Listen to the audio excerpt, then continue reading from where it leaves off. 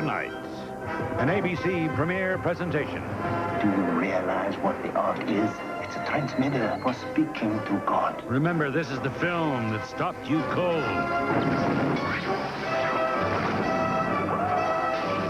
From Lucas and Spielberg, a spectacular visual adventure. Jones! Adios, senor. Karen Allen, Harrison Ford. Trust me. Raiders of the Lost Ark, next.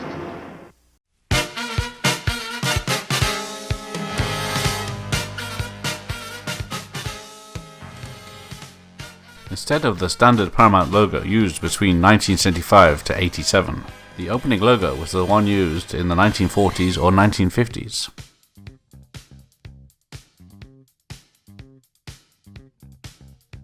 Steven Spielberg asked producer Frank Marshall to find a mountain that looked like the Paramount logo and it had a suitable location to shoot. Even with George Lucas and Steven Spielberg behind the film, it was initially turned down by every studio in Hollywood. Only after much persuasion did Paramount agree to do it.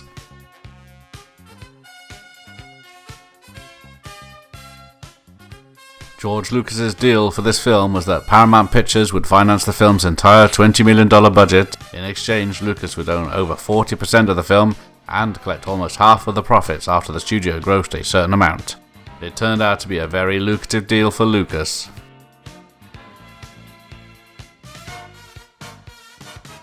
Indy's battered leather jacket was actually brand new and had to be artificially aged by the costume department. There were 10 jackets for general wear and tear and stunt purposes. Ronald Lacey was cast in the part of Tote because he reminded Steven Spielberg of Peter Lorre. John Rhys Davies was cast in the part of Salah based on his performance in the miniseries Shogun from 1980. Steven Spielberg had long been a fan of Denholm Elliott and was quick to cast him in the role of Marcus Brody, sir. Though John Williams usually avoided sequels, he admitted he would have been jealous of another composer taking over Indiana Jones. He scored all 5 films in the series. But wait, there's only 3 films. Philip Kaufman shares story credit with George Lucas because they originally worked on the film together in the late 70s. Kaufman was Lucas's first choice to direct and came up with the idea to pursue The Lost Ark of the Covenant. It was on the UK leg of this location shoot that producer Kathleen Kennedy first met husband-to-be Frank Marshall. Steven Spielberg was paid $1.5 million to direct the film, along with a share of the profits. Indy's whip is 10 feet long, although some shorter versions were used, depending on the shot required.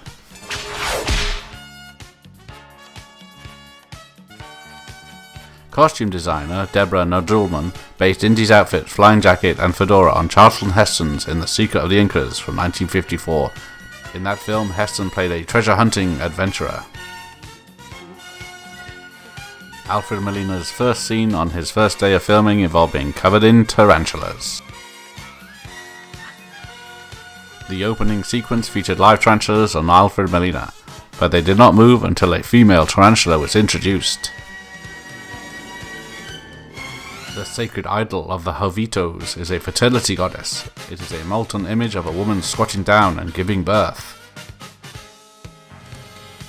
The fertility idol prop is a lightweight, hollow fiberglass model that was plated with gold. Indiana Jones's hat came from the famous Herbert Johnson's hat shop in Savile Row, London. The hat was the shop's poet model. Costume designer Deborah Nodulman said that in order to properly age the hat, she grabbed it and twisted the hat. Then she and Harrison Ford both sat on it, and it eventually looked like a very lived-in and well-loved hat.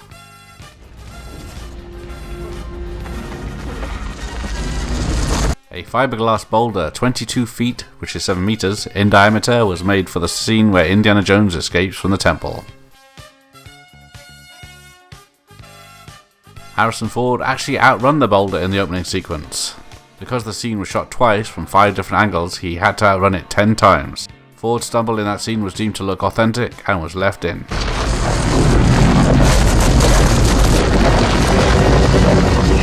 Sound designer Ben Burt said that in order to get the proper sound effects for the giant boulder, he recorded the sound of a Honda Civic on a gravel road. Anime voice actor Bob Pappenbrook voiced some of the screaming natives chasing Indiana.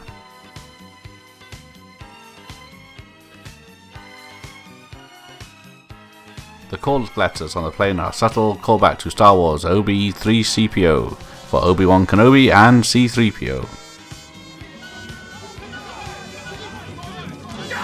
The opening scene in the Peruvian jungle was filmed on the island of Kauai in Hawaii, to where Steven Spielberg would return to film Jurassic Park in 1993.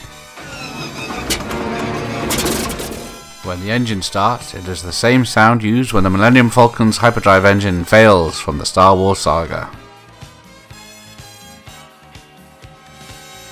The silver pontoon-equipped biplane is a 1930 Waco UBF-2 Tourist.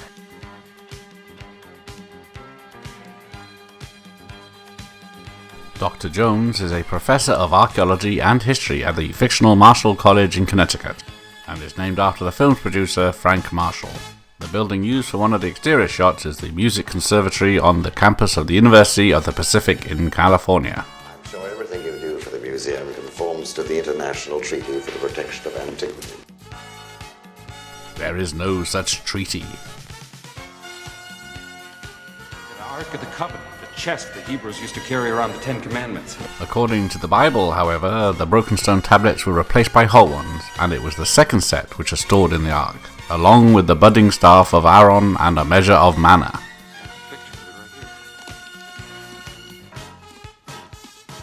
The Bible is an Old Dutch version and shows 2 Chronicles 5, which describes how the Ark of the Lord's Covenant is brought back to its place in the inner sanctuary of the temple, the most holy place, and put it beneath the wings of the cherubim. The Ark of the Covenant does exist in religious ideology, also known as the Ark of the Testimony and the Ark of God. It is believed to have been the most sacred religious relic of the Israelites.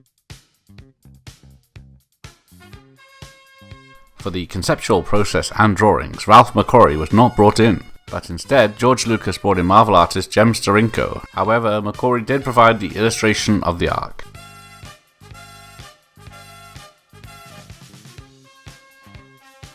Jones is dressed the way he is because he was entertaining a young woman in his bedroom. The script originally planned to show her before moving to the next scene to give India a more worldly persona, like James Bond. However, her appearance was cut, as Steven Spielberg thought that being a playboy did not fit Indy's character. Marion's the least of your worries right now, believe me, Indy. The name Marion Ravenwood was a combination of 2 names. Marion was the grandmother of Lawrence Kasdan's wife, and Ravenwood was from Ravenwood Court, a small street off Beverly Glen.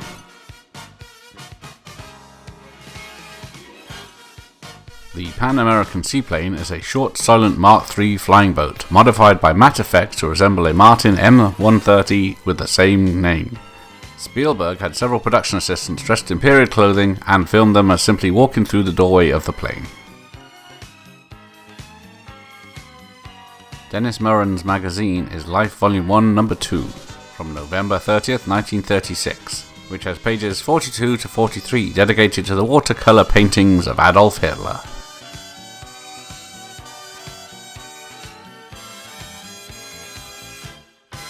Indy's plane makes 3 refueling stops before reaching his final destination. In order of stops, Hawaii, Wake Island, and the Philippines. Indiana Jones. The idea for Indiana Jones's name came from the character Idaho Jones in Raiders of the Ghost City from 1944 and the Scarlet Horseman in 1946. Where's Abner? Abner's dead. According to the script, Abner Ravenwood was killed in an avalanche. $3,000. $3,000 would be the equivalent of about $18,700 in 1981, the year the movie was released, and $95,000 in 2021.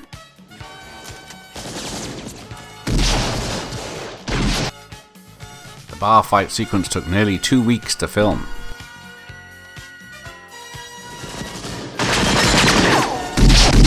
Indiana's primary weapon is a Smith & Wesson model 1917.45 ACP revolver, with a barrel cut down from 6 inches to 4 inches. He also carries as a backup weapon a Browning high-power 9mm automatic. Renowned British wrestler Pat Roach dies twice in this film. Once as a giant Sherpa left in the burning Nepalese bar, and once as the German mechanic chewed up by the plane's propeller. The Air East Asia airliner is an example of the iconic Douglas DC-3, one of the most significant aircraft of all time. The DC-3 and its primary military variant, the C-47, were produced from 1936 to 1950. While shooting in Tunisia, the art department had to go to 6,000 homes and pay people to remove their television aerials. George Lucas directed a few second unit shots at Elstree Studio in London, in particular the monkey giving the Nazai salute. Animal trainers had trained the monkey to perform the move prior to the shoot. They couldn't get the monkey to do it during the take. Finally, they resorted to dangling grapes with a fishing line just off camera to provoke the monkey, and that was what got the little actor to do a good take. Harrison Ford was supposed to use his whip to get the sword out of the attacker's hands, but the food poisoning he and the rest of the crew had gotten made him too sick to perform.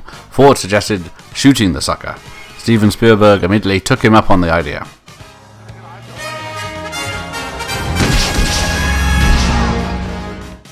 Ben Burtt selected a .30-30 Winchester rifle for the sound of Jones's pistol. The truck was supposed to flip over by means of a telegraph pole being fired by explosives through the floor. The explosive wasn't powerful enough and it simply forced the truck to tip over at an angle. Time did not permit any further attempts at getting it right.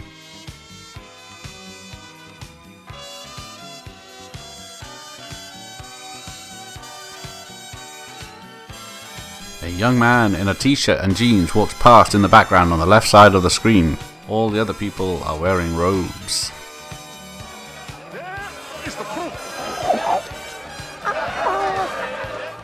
Frank Welker, the prolific voice actor, provides the monkey sounds and is uncredited. Originally, the monkey's death was to be depicted on screen using an animatronic puppet, and the voice actor Frank Welker even recorded the monkey's death sounds. Director Steven Spielberg thought it was too sad. One of the buildings has red graffiti written on it that says "Nicht stören," which is German for "do not disturb."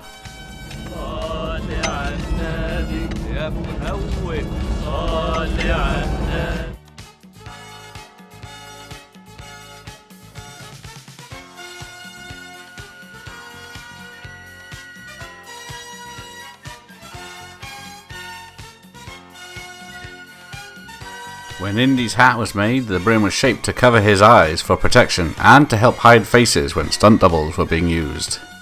The Well of Souls scene required 7,000 snakes. The only venomous snakes were the cobras, but one crew member was bitten on set by a python.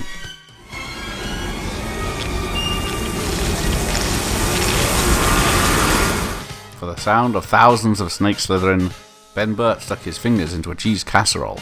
This was augmented by applying wet sponges to the grip tape on a skateboard.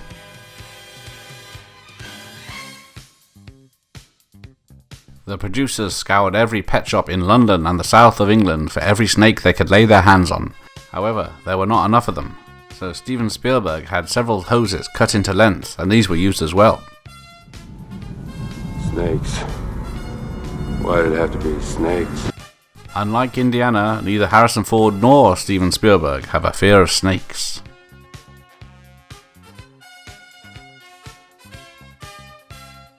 A sheet of glass separates Harrison Ford and the arched and highly dangerous Cobra when he falls in. The snake actually did spray venom onto the glass. Snake handlers induced the Cobra to hood with a toy rabbit held just out of frame.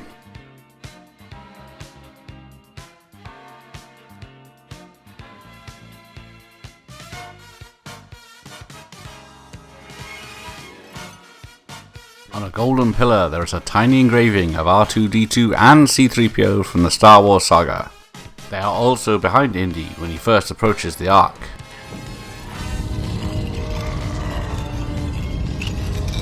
To create the sound of the heavy lid of the Ark being slid open, sound designer Ben Burtt simply recorded him moving the lid of his toilet cistern at home.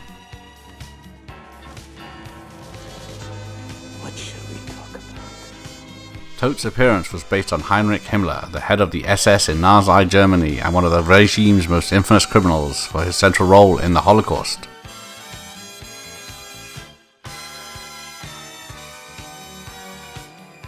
In biblical descriptions, the Ark is a gold-plated wooden box that must be carried with poles because it is too holy to be touched.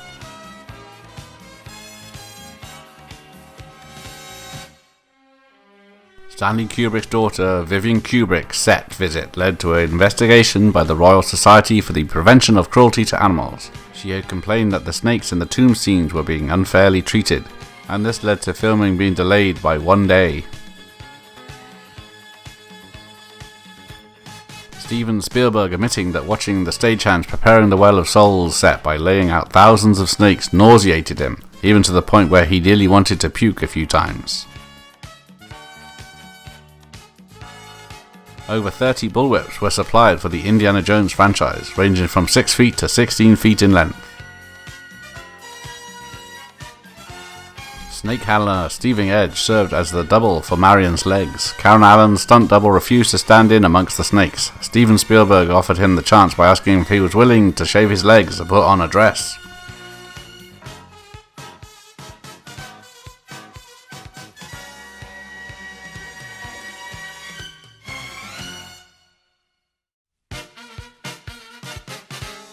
The Flying Wing is not a real plane. It was designed for the movie by production designer Norman Reynolds and built by Vickers. It was inspired by several German flying wing designs of the time period. All the stuntmen were sick on the day that Marion hits the pilot of the Flying Wing over the head, so producer Frank Marshall agreed to do it. Unfortunately for him, the shot took 3 days, and a lot of it involved him sitting in a cockpit that was in excess of 100 degrees.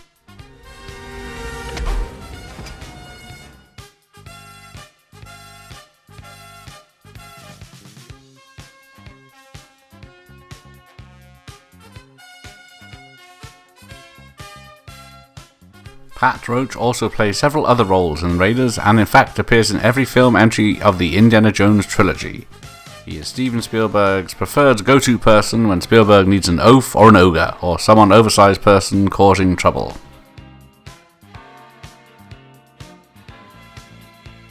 The airplane actually ran over Harrison Ford's knee, tearing a ligament in his left leg. Rather than submit to Tunisian healthcare, Ford had his knee wrapped in ice and carried on.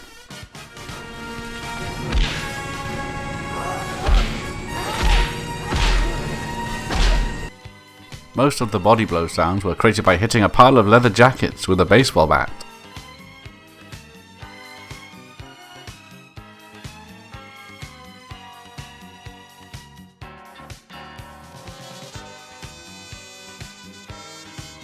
All the German vehicles in the desert chase sequence were replicas of pre-World War II German vehicles.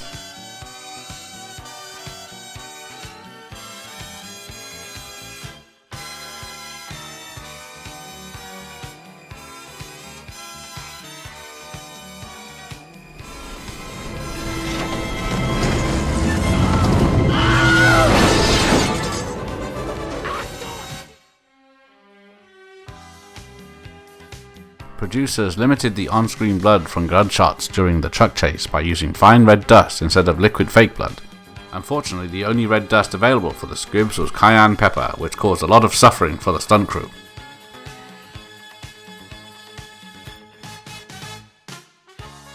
The scene where Indy hangs onto the underneath side of a moving truck was inspired by John Ford's movie Stagecoach.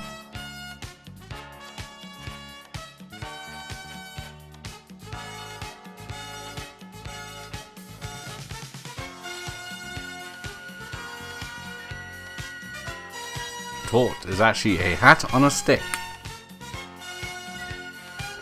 A British tar is a soaring soul.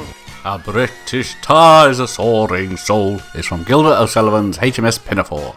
He also sings the words, "I am the monarch of the sea, the ruler of the Queen's Navy," from the song Give 3 Cheers, which is from the same musical. Not the years. It's the mileage. Indy's line was ad-libbed by Harrison Ford.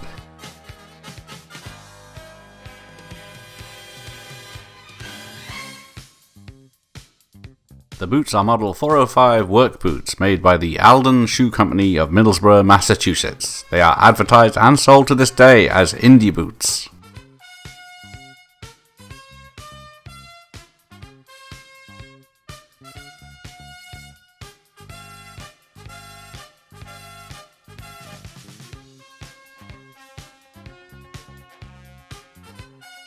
The mouse was seen behaving this way and then filmed. As it later turned out, unknown to the crew, the mouse was sick with a brain tumour.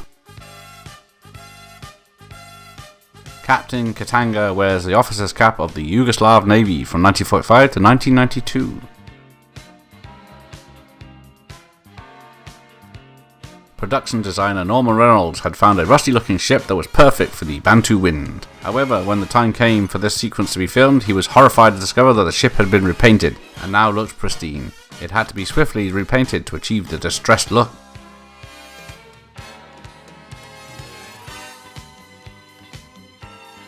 Michael Sherd was the runner-up to play Tot. He would play Adolf Hitler in Indiana Jones and The Last Crusade in 1989.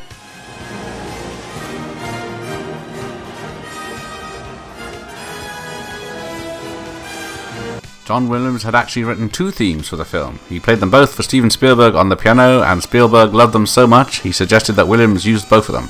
He did, and the result was the famous Raiders March. The models used for the German U-boat were rented from a production company that was making Das Boot in 1981. The company had forgotten to tell this to the crew of Das Boot, who were surprised to find the model suddenly missing. The submarine pen is not a set, but is an actual German U-boat pen left over from World War II in La Rochelle, France. Producer Robert Watts was so amazed at how preserved the submarine pen was. Schläfst du? Wo ist dein Hemd? Wasch dich mal, damit du nicht aussiehst wie ein Schwein bei deinem Standgericht. Steh auf!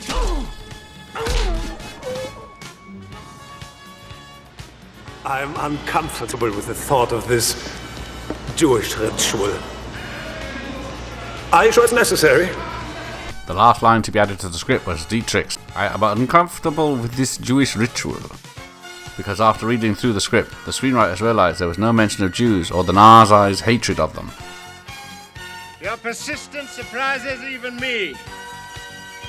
You're gonna give mercenaries a bad name. Contrary to popular belief, he did not swallow the fly. Freeman explained that the fly flew off at about the instant he uttered the word bad.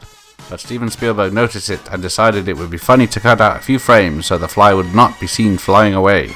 This made it look as though Freeman ate it.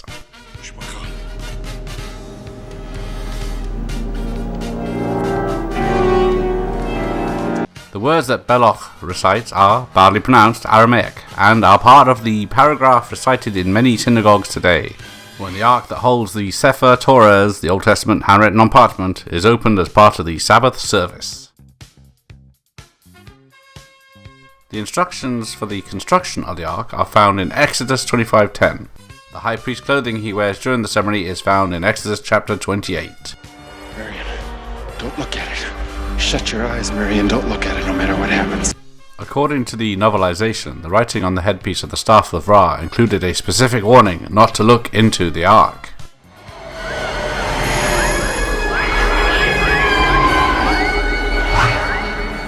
The spirit effects at the climax were achieved by shooting mannequins underwater in slow motion through a fuzzy lens to achieve the ethereal quality. Ben Burt, the sound designer, said that the sounds used after the ark was opened were synthesized using human vocalizations and recorded animal cries of dolphins and sea lions to make it sound otherworldly. Dietrich's crushed head was a hollow model from which air was withdrawn.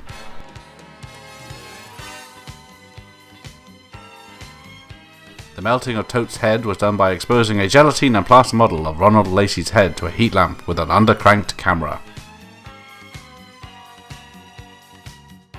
The film was originally given an R rating because of the exploding head at the end.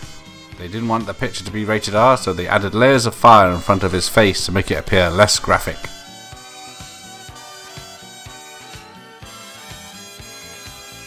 The cloud opening up for the lid of the ark was not scripted. The cloud itself was created with salt at the bottom of a water tank. A crew member accidentally stepped on a hose, causing the water to spray into the salt and clear out part of it.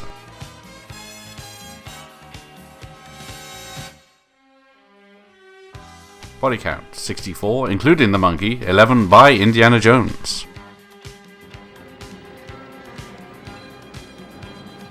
The establishing shot of Washington DC is actually from Robert Wise's 1975 drama, The Hindenburg. Hey, what happened? This scene was filmed on the steps of the San Francisco City Hall. The crate in which the Ark is placed at the end of the movie has the number 9906753. Thanks for watching, let me know if I missed any, and here endeth the lesson.